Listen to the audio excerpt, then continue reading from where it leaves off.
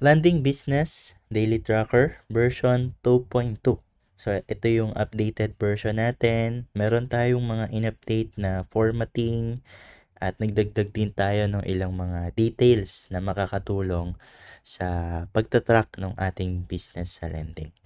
So, talakayin natin sa video na to kung ano-ano yung mga features ng ating template.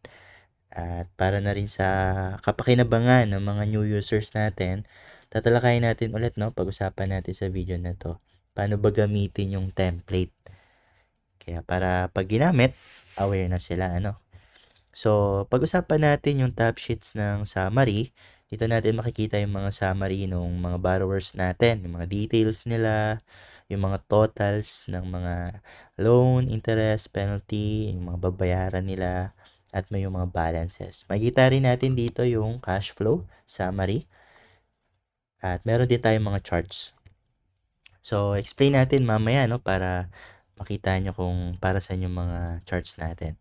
Sa filter naman, dito natin fi-filter, no, kung may gusto tayong i-filter na borrower lang, specific, yung address, minsan sa iisang location, marami tayong borrowers dyan, para kung meron kayong inassign na collector, yung collector, pwede nyo i-filter, malalaman niya kung sino-sino yung mga pupuntahan niya. Pwede rin tong i-print para ibigay sa collector, and then yung collector, pupuntahan tong mga list ng mga borrowers na nasa specific mga addresses. Yan, example yan. Kung due date, pwede rin i-filter. Pwedeng pagsamahin yan. Halimbawa, ito, may mga due date na ba tayo? So, ayan, wala pa tayong nakalagay. Pag nilagyan natin ito ng due date, mag-filter din siya based sa due date na nakalagay dito. Yan. So, kung malalagyan nyo to ng halimbawa, halimbawa si John, due date niya ngayon, lagyan natin. Punta natin si filter, lagyan natin to today. Ayan, si John lang yung lalabas. Kung marami yan, sila-sila lang yung lalabas based sa given criteria. Kung i-delete natin, mawawala rin, no? Mawala yung mga criteria natin. Kung i-delete natin yung isa lang, ayan, lahat ng mga nasa criteria, sila lang yung lalabas. Sa cash flow, dito naman natin nire-register yung mga pumapasok natin na cash na ginagamit para sa pagpapahiram, at cash out kung sakali man na kukunin natin yung pinang-invest natin sa business natin. Para malaman natin kung ano pa yung balance natin dito, kung magkano pa yung pwede nating paikutin. Halimbawa, nag-cash in ka ng 40,000. So, yung 40,000, yun yung ipapa-lending mo, ipapahiram mo, no? Then, malalaman mo kung magkano pa yung available balance para kung may uutang ulit, another borrower, alam natin kung magkano yung available na pwede nating maipahiram sa kanya. Then, ito naman yung mga example ng ating mga borrower's tab sheet. Itong blank, pwede yung i-duplicate yan pag may mga another borrowers pa kayo na maidadagdag sa inyong listahan, sa inyong tracker, no? So, paano ba gamitin?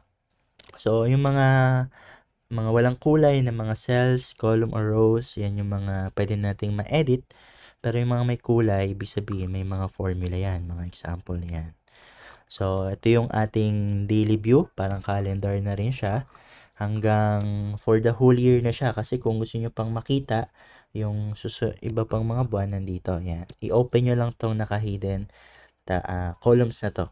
Yan. Meron tayong button dyan. Parang plus sign, saka minus sign. Kung gusto nyo i-hide, click na lang yan. Kung gusto nyo i-open, click na lang yan. So, usually, ganyan yung ating view, no? So, yung interest, dito natin sineset yan. Halimbawa, baka ang interest nyo ay 5 or 10%, kung mababa, or baka mas higher pa, 20%. Ayan, depende sa pagbibigay nyo ng percentage, no? Halimbawa, 10% interest ng utang itong si John ng 10,000. So, ang interest niya is 1,000. Makikita natin dyan. Ito yung nilaw niya, ito yung interest. Ayan. Halimbawa, si John, nangutang siya noong January 2025 ng 10,000. Tapos, dumating yung February 25, nagbayad naman siya, final payment niya na, babayaran niya na ng buo. Ayan. Ito yung bayad niya, then balance. Pag sakali man, na halimbawa, hindi niya nabayaran yan lahat, ayan, meron pang ano dito, nagpupula pa yung balance natin. Ayan, okay? So, kung halimbawa naman, hindi niya yan mababayaran, si John, halimbawa hindi niya mababayaran yan, pwede nating lagyan to ng 0 na magiging penalty niya. Halimbawa, magkano ba yung magiging penalty niyo if hindi nakabayad itong si John kada araw? So, halimbawa, ang due date niya is February 21. So, halimbawa lang naman, no? February 1, 2025. Yan, example. Due date niya na yan. Eh, hindi siya nakapagbayad. So, lalagyan nyo ng 0 para yung 0, yun yung magiging penalty niya. Isaset nyo dito. Kung 10 pesos, 10 pesos yan. Kung 50, ayan, magiging 50. Kaya halimbawa, lumipas na yung ilang days, 5 days na, hindi pa rin siya nakabayad. Lalagyan nyo lang ng 0, ito na yung penalty niya. Kaya kung sa buong buwan, hindi niya nabayaran, so halimbawa, yan, lalagyan mo buong 0, ito na yung magiging penalty niya. So, may mga ganyang setup. Kung ang setup ninyo ay halimbawa, kinausap nyo si borrower, halimbawa si borrower, hindi niya mababayaran yung utang niya sa kabuuan na to for that month. Kaya ano na lang gagawin niya? Babayaran niya na lang kung magkano yung interest. Para sa next month, doon niya na lang babayaran ng kabuuan. So, example natin dyan ay si Oliver. So, halimbawa, no? Same amount, nangutang si Oliver ng 10,000, 10% interest.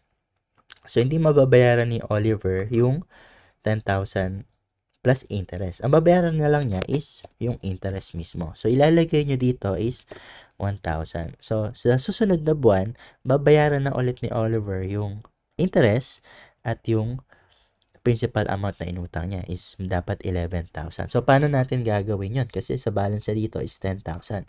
So, paano magkakaroon to ng another 1,000 para yung interest na mapupunta sa susunod na buwan, yun yung babayaran ni Oliver. So, meron tayong mga ilang options dito. Yung first option na pinakamagandang gawin is iset natin yung penalty kasi penalty na yun, hindi niya na yun mababayaran for yung utang niya for that month, kaya pe-penaltyhan na lang natin siya, which is yung kanyang interest rate.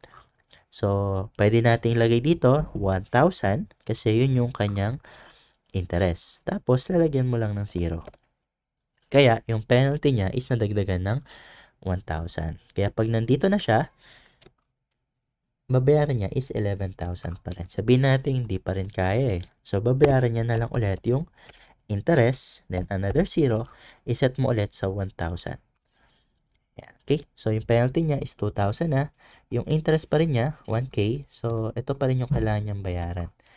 So, halimbawa, ito yung nabayaran niya na, no? 2,000 pa lang. Halimbawa, sige, meron na ako, babayaran ko na yung 11,000 ko na utang.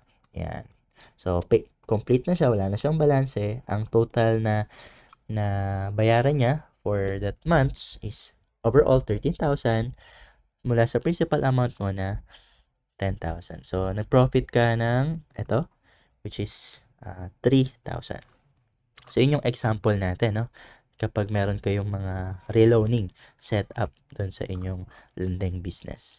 Ayan. So, ang iba pang options, depende sa kung ano yung prefer ninyo. Pwede namang ang gawin ninyo ay dadagdagan nyo ng percentage, no? Kasi, halimbawa, ito is i-set lang natin ulit sa 10. Halimbawa, no? Sample natin. Halimbawa, 10,000, di siya nakapagbayad. So, another 10% interest yon. So, madadagdagan. Gagawin nyo lang tong 20% interest. Yung interest niya magiging plus 1,000, magiging 2K na. Ayan. Kung March na, hindi pa rin siya makapagbayad, so, dadagdagan lang natin yung interest. 30% interest na kasi each month is 10% interest. 10, 10, 10, 30% yun. Ayan. So, yun yung pwede nyo maging other option. So, depende sa inyo kung ano yung prefer ninyo kung sakaling ganun yung setup ninyo sa inyong lending business. Ayan. Tapos, kung may mga chances na may mga gusto na kayong i-take profit, ayan, pwede nyong lagay dito. Halimbawa, nag-profit na kayo, no? Sa summary ninyo, ang naging profit ninyo is 5,000. Example lang yan, ha? Either paikutin nyo yan or kung gusto nyo i-take profit na yan. So, halimbawa, 5,000. Yan. Kukunin nyo, take profit. pwede nyong lagyan ng details. Yan. Then, date. Yan. Sa summary, nagre-reflect na rin yan. Yan. Ito yung cash out, ito yung cash in, ito yung balance na pwede pa natin gamitin para may pahiram. Then, ito yung summary niyan. Then, dito naman sa payment status natin na chart, makita nyo kung yung white na part, yun yung balanse. Ito naman yung nakapagbayad. So, ibig sabihin, malaking portion, 31.4%, yung bayad na, while yung hindi pa is 68.6. Kung lahat yan, nakapagbayad na, magiging green lahat yan. Then, dito naman yung repayment composition natin mula sa total loan, interest, and penalty. Yan. Kung paano binubuo na kung ano yung mga composition ng ating total repayment. Then, sa filter, for example, filter natin yung mga sisingilin natin. No? Halimbawa, itong tatlong to, sisingilin natin sa petsang, ayan. So, lagay natin ang date. Ayan, lagay natin date. So, kung gusto natin silang masingil, lagyan natin dito. Ayan, lalabas lahat yan. Kung gusto ko lang yung sa date na to, pero, tawag dito. Pero, gusto ko nasa isang specific na lugar. Ayan. So, lalagay mo lang kung anong lugar. Ayan. Kung gusto mong alisin, ayan, pwede naman. Pwede nating alisin. Okay? Yan, nabago lang yung format. Okay, so almost ganyan natin gamitin yung ating template. Mula sa summary, filter, cash flow, then yung mga name ng mga debtors natin, mga details, pwede nyo ilagay. Dito yung parang pinaka-header niya para makita nyo yung mga kailangan pa niyang bayaran, mga bayad na, then sa kabuuan. Pwede nyo rin to i-print, no, kung sakali. Yan. Kung gusto nyo mas maganda yung view, yan, pwede naman, or pwede nyo i-print, bigay kay collector, tapos si collector pupunta, since baka walang internet, pwede niyang type ng, isusulat, printed, then i-input na lang pag uwi, or kaya, pwede rin may tablet siya, then share nyo na lang sa kanila, share nyo yung access, yan, then makapag edit sila online, mag-auto sync yan dito real time.